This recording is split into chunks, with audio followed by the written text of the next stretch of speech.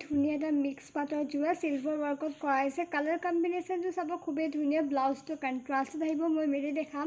খুবেই ধুনীয়া এটা স্কাই ব্লু ডুৱেল টোন থকা কালাৰ হয় মই মেলি দেখাইছো চাব খুবেই ধুনীয়া এটা ডিজাইন যদি ভাল লাগে আপোনালোকে সোনকালে কন্টাক্ট কৰিব যেহেতু ষ্টক একেবাৰে লিমিটেড আছে আৰু এইবোৰ সব নিউ ডিজাইন হয় এখন চাব আঁচলৰ পোৰ্শনটো 4 লাইনছ এনেধৰণে কৰা আছে সিলভাৰ ওয়াৰ্কত সৰু সৰুকে ডাৰ্ক ব্লু মিলা কৰা আছে লতা ডিজাইন কৰা আছে লতা ডিজাইন হয় যদি অলপ বেলেগ ষ্টাইলত কৰা হৈছে এনেধৰণে গুণা আৰু হুটাৰ ওয়াৰ্ক ব্যৱহাৰ কৰা হৈছে আৰু কালাৰটো একেবাৰে লাইট আহিছে এতিয়া অল ওভাৰ ওয়াৰ্ক কৰা আছে চাব সৰু সৰুকে বুটা বাছি দিয়া আছে এক্সাক্ট কালাৰটো মই দেখাইছো এইটো হয় এক্সাক্ট কালাৰটো কনফিউজ নহব মেল দিলে অকমান লাইট আহি যায়